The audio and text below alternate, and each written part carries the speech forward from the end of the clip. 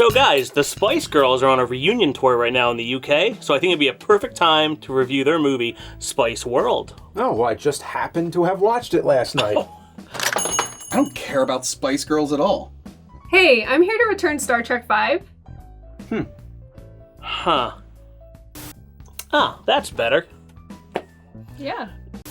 But first, a message from our sponsor. Too many games, too many games, too many games! The video game convention at the Greater Philadelphia Expo Center in Oaks, Pennsylvania, June 21st through the 23rd. There's concerts, tournaments, arcades, consoles, tabletop, a huge marketplace, special guests, panels, a cosplay contest, wrestling show, and tons for families to do. Plus, kids under 10 are free! Visit TooManyGames.com for more information and to get tickets.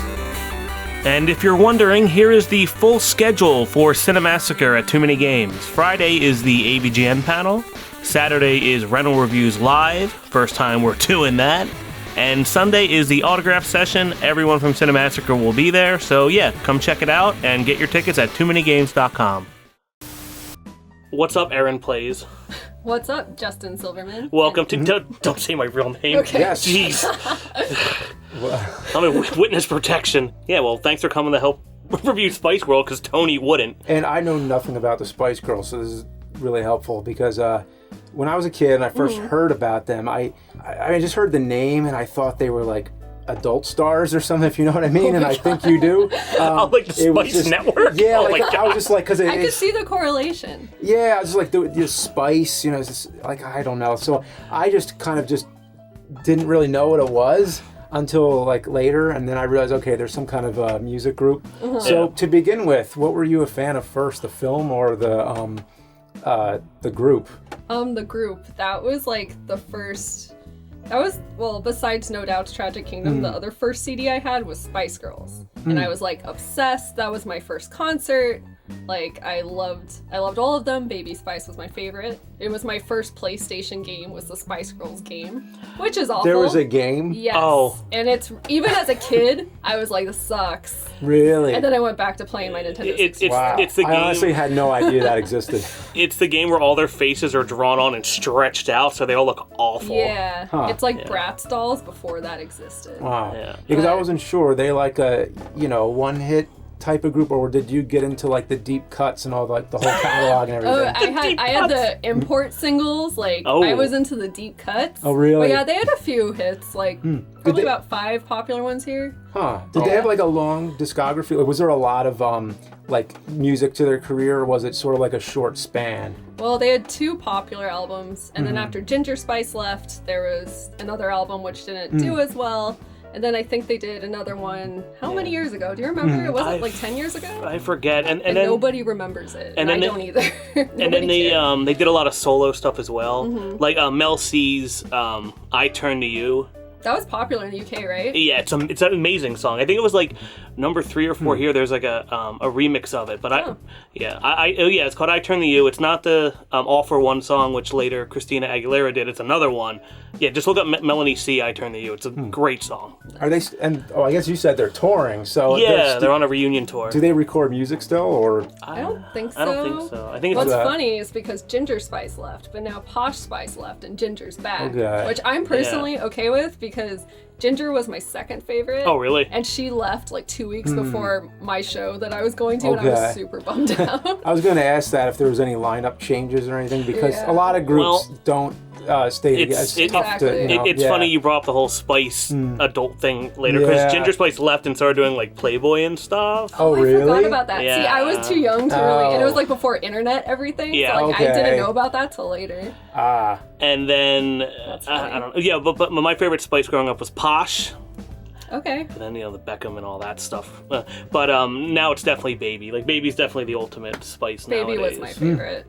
But me, I'm getting schooled on Spice Girls right here. I mean, the main reason why I know, aside from wearing a pink shirt, I guess, is I have 3 younger sisters, and it was like Spice Girls everything, like at my house and stuff. So I just passively absorbed it, because like back then I was like, oh yeah, screw this, Metallica and Corn and all That's that what I kind of was stuff. like. But Anything that was popular, I just hated at that time, I think. But I had a younger sister, and she was into all kinds of pop music. So at that time, I feel like maybe I should have known more about them then. do you know any Spice Girls songs at all? Well, only from seeing the movie. Oh, really? I mean, I remembered some of them when I heard them. I'm like, oh, wow, that's 90s as fuck right there. That's one thing about this movie. I'm like, I forgot how like 90s it was. I think there's even a part where they say something like, blah, blah, blah, blah, it's the 90s. Yeah. Like, I wish I remembered the full quote. And the songs aren't as bad as I thought for like popular music. They're actually pretty good.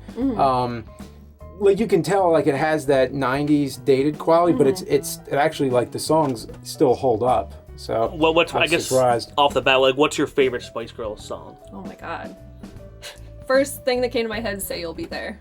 That's also a very good video. That is also my favorite. Aside from Was that one in the film? Yeah, when they're rehearsing, I think the second rehearsal, it's with the they're guys singing that was that with the one the with new the band. Okay, because there's also one where like these guys have their butts out. Was it Oh, that yeah. scene? That was when they were covering. It's that come on. That's yeah. right. They're like a rock band The- now.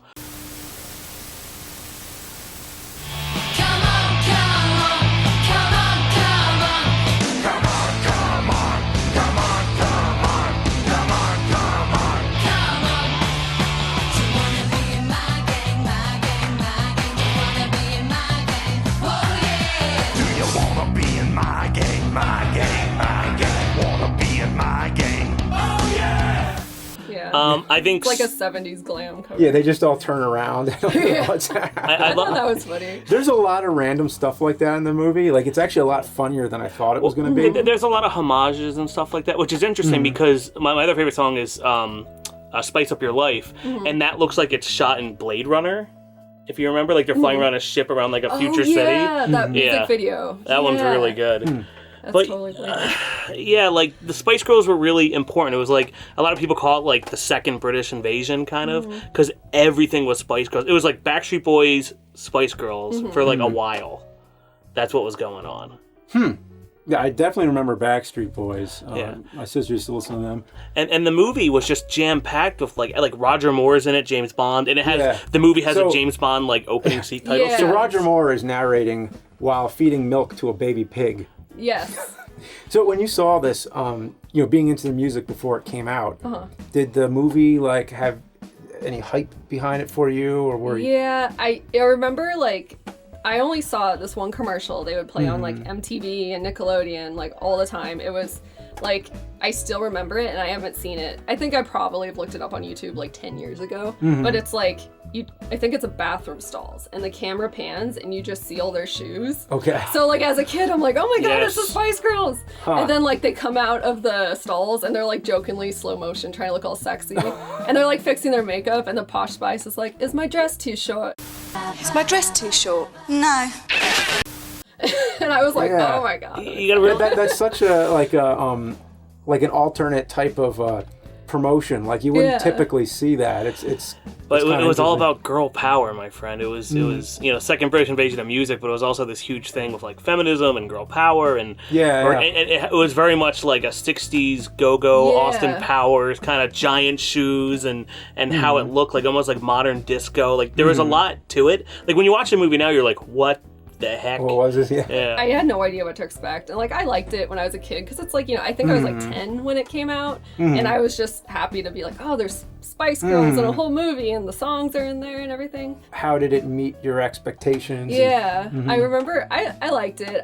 Because like I knew ahead of time that it was very British and it was like, even back then I like knew it was a parody film. Like I remember like kind of fighting with some kid in my class because the part with this bus right here, Oh yeah. Which may have been in the movie. When it because, goes over. Yeah, see, Which I liked that part because it's so like campy and obviously Yeah. campy, and they're like that part was so hokey or whatever, and I'm like that was awesome. That was totally the whole point. I was like, Yeah. and I never seen that often in a mainstream film Yeah. where like they cut to a miniature of the bus hopping across the bridge, and I was like, that's the exact same thing I'd do, and like somebody else gets it, and I'm like, You know what it reminds me of, actually? I was like, this, because rewatching it, I was like, this reminds me of the part in the AVGN movie with the van. yeah. And I was like, this is great. Yeah, the plane, the van, the tank, like all those little like miniatures. Like I love that stuff. I thought of the AVGN movie as well, just because it's like the whole point is them like getting more popular by like something salacious going on, like reviewing ET2 or them like getting them into trouble, and at the end they do like a concert thing during the credits. I was like, huh. There you go. Yeah, the end credits alone shows you how self-aware it is, where they're like discussing their roles at the end. Yeah. And like, wait, so they want me to be like a really mean, like asshole or whatever, and the actors are like concerned over like what's. Yeah, because it becomes like a movie within a movie. There's also a documentary movie going on in the film. It's like they're shooting one of those like behind the scenes like unauthorized VHS tapes. You ever see those of like the Spice Girls or Backstreet Boys or whatever? And at the same time they're writing a movie, but then it turns into the movie you're watching. Yeah. It like doesn't make sense, but at the same time it's also the most English movie ever made. Seriously, because Elton John's in it, Bob Hoskins is in it, Yeah. Hugh Laurie's in it. Hugh Laurie's in it? Oh yeah, yeah. So this catch must have been a pretty big deal to get Elton John. That's a pretty high level cameo. So that must have been like, was there crossover? Like, being in the Spice Girls, did you know who Elton John was at the time? Oh, or yeah, like, I knew, because I was very into music at a young age. I watched a lot of VH1 and MTV as a kid. Okay, yeah. I was an only child, so at that time it was like pretty much just MTV and Nintendo 64, and that's what I was doing. I don't think I knew Elton John until The Lion King. I think that was my introduction to Elton John. That might have been my first two. I just remember I recognized him. I also recognized Meatloaf. What did you think about Meatloaf driving the bus? Oh, it was interesting. I was like, what, is that Meatloaf? Like, why is he... Which is weird because he's American, right? Yeah. He's not English. I think he is. Yeah, I'm pretty sure he's I American. think he's American, yeah. Oh, I wonder who else they could have got for that. But the bus is, well, speaking of English, the bus reminds me of like Doctor Who, like the TARDIS or whatever, because it's like bigger on the inside, and they have like this giant plush. There's like giant couches. It's like up their lair. I wanted to live in that bus. Yeah. Yeah, I was just wondering about like the crossover fans, like the appeal, because you have so many cameos and people who know who different people are, like a Meatloaf cameo. Would that get Meatloaf's fans to watch it? Or It like, got people. I mean, because like there's a part where he has that song like "I'll do anything for love, but I won't do that." I love these girls, and I'll do anything for them. But I won't do that. As in cleaning their toilet mess, and I was like, "Huh, okay." Oh yeah, and then the aliens come. And then the aliens. Oh my come. gosh! Yeah, the aliens that come and ask for the autographs. Yeah. It's crazy. I remember I had like a tear out poster of that scene, like in those teen magazines, and it was like them with the aliens are all doing the peace sign. That's great. The alien scene's scary because like there's like there's a noise they hear, and it sounds like one of like the heavy keys from Close Encounters of the Third Kind, and they turn it into a fart joke, which is great. Yeah. And then the alien ship comes, and it looks like the ship from the bottom from Fire in the Sky, and I'm like, well, this scares the shit out of me. And then they like come out, and then they're speaking an alien language, but they all speak it. And then they get autographs and they sign, and then the one makes Ginger Spice kiss it, and it's a great scene. It's good. The whole movie, they're doing all these like skits, like where they're like old now or whatever, and you figure the aliens was just them doing it, but no, that happens. No, actually, they do appear again. I think in the concert scene when they make it to the show on time, they're which at is the like concert. the whole part. Oh, they're for in like the movie. crowd. Okay. They show them like by their spaceship, and I think they're wearing like Spice Girls tour shirts. Okay. Oh. Unless I'm making that up, but I'm pretty sure that is part of the movie. I guess the movie centers around the Spice Girls and their management team, and then their shadow management team, which is Roger Moore, and then a newspaper company that's trying to take them down for newspaper buys, and then you have a documentary crew that's trying to film them to make the ultimate Spice Girls movie, and it's all going forward at the same time, and it's such a clusterfuck that they tie together with these skit scenes and these alien scenes and these speedboat crash scenes where kids are like in the river, and it's so weird. Like, did you get it as a kid, or was it just like, wow, they're the Spice Girls, who cares? I remember the first time I saw it in theaters. I remember it was like packed. I saw it opening day, and like it was just really crazy. And I remember like kind of like I wasn't disappointed at first, but I was just kind of like, oh, I don't know if I was expecting it to be like an entire concert or what, or like that 1 hour of girl power VHS tape. I don't know if your sisters had that. I watched that all the time. But anyway, And then I saw it again when it was released on, video, and I was like, oh, okay. Then I kind of, understood it more. Yeah. But at first I was kind of like, there's a lot happening right now. Yeah, like I don't have the backstory of like having seen it as a kid. Like I never even I don't even know if I knew about the film till recently.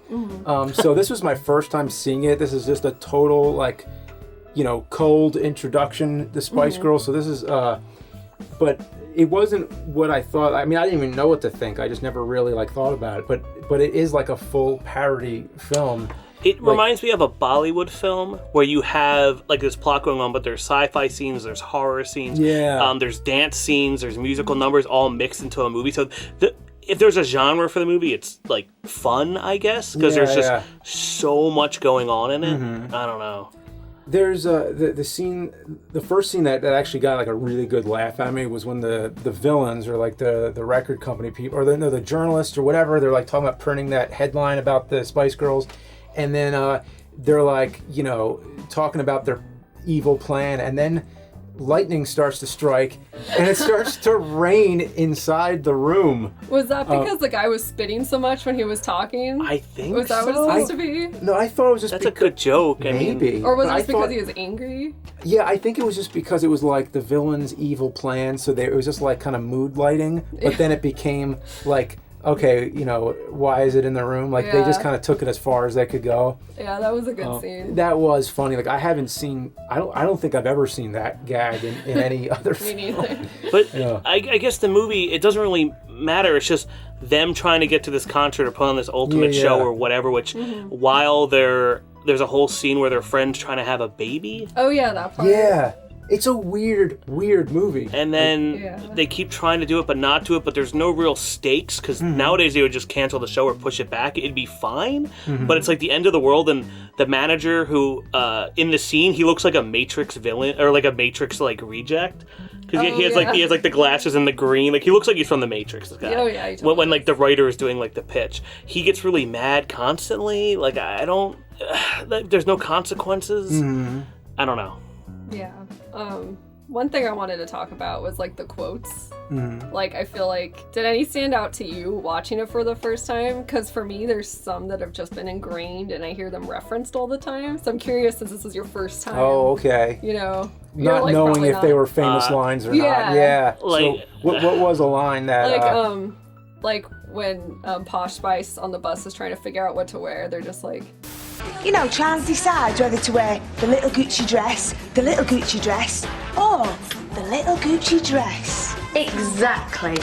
Oh, I know, the little Gucci dress. And then, just kind of making fun of her. Okay. Yeah. That one in particular didn't stand out, but there's lots of others. I like the line. Like I said, the movie genre is fun.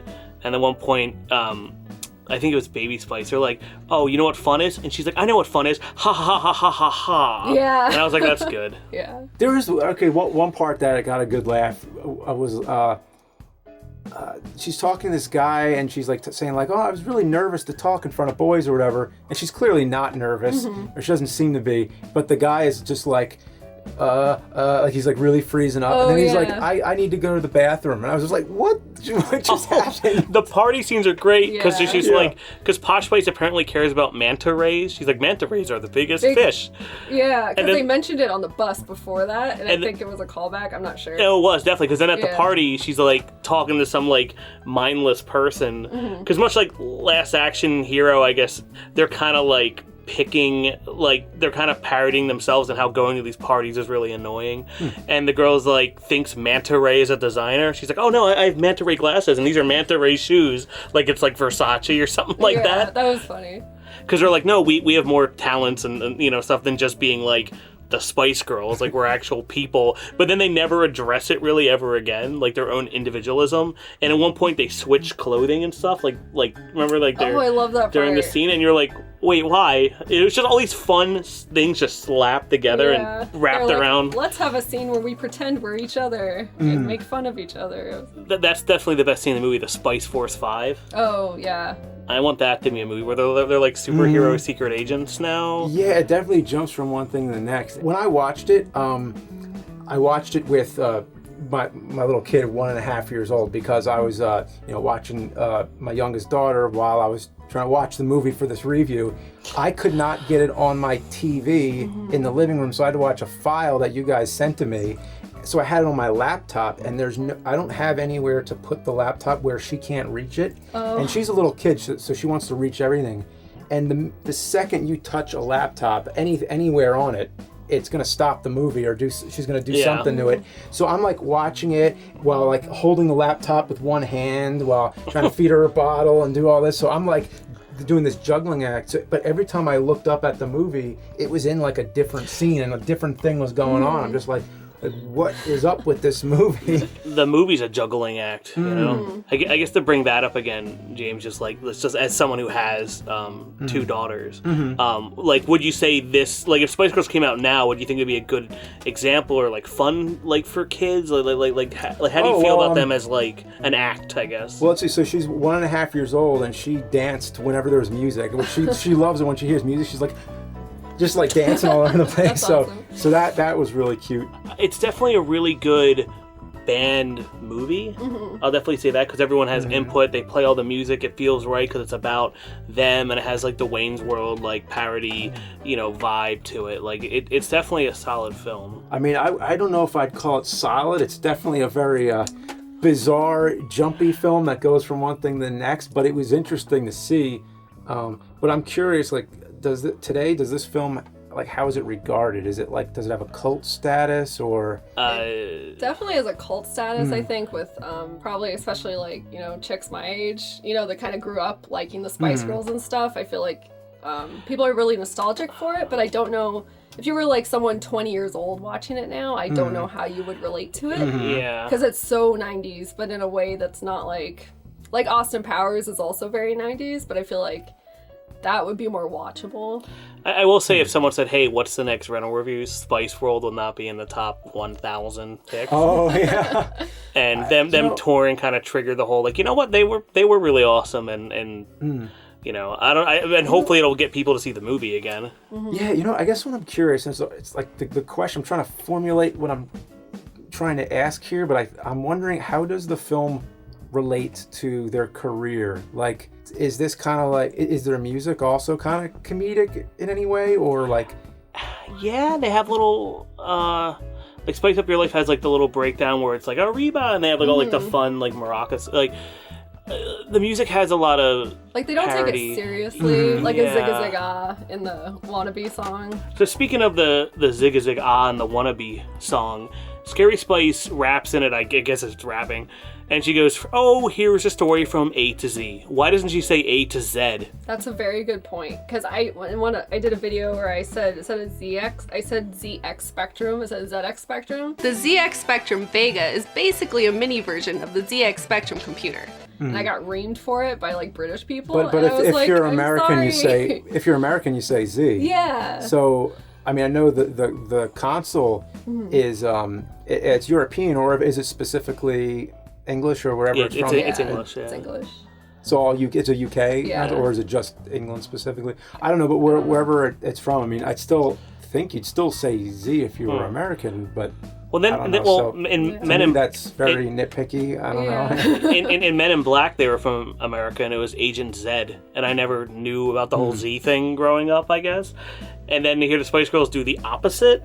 That is interesting. Yeah. Especially when they're the most English thing ever to happen. Seriously. I don't know. If someone can explain that to me, I'd love to know. So, do you know anybody who was a big fan of the Spice Girls and then see the movie and be disappointed? Like, oh, that's not the way the Spice Girls should be. Like, is anybody?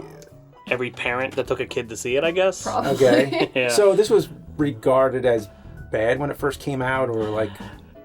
It made a lot of money. Okay. And I feel like UK audiences, I feel like it got better reviews there. It was panned pretty hard here, right? Wasn't it? I think so. Yeah. Yeah, so anyway, I thought it was a lot more entertaining than I thought it was going to be, and it has a lot of really funny moments. It's uneven, it's a very bizarre movie, but it definitely some funny parts. Yeah. Well, thanks for coming on down the Cinemassacre video. Of course. I guess we'll get Tony back. Justin, I'm out of town for E3, but I just got an alert on my phone. Paramount Pictures is making an animated Spice Girls movie. Oh, I know. And I hope they play some of their deep cuts too, like Saturday Night Divas and If You Can't Dance. Stop this! Stop this right now! Stop it! It's weird! Justin, it's weird! Why do you know so much about the Spice Girls? You're nowhere near their target demographic, okay? Look, I used to like the Spice Girls, but I was 8. I grew out of it. Why do you know so much about them? You were talking earlier in the episode about how Mel C has a great single. Why do you know that? This is not right. You're a 34-year-old man, for Christ's sake. 35. That just makes it worse. Also, can we talk about this bullshit? It's fine art.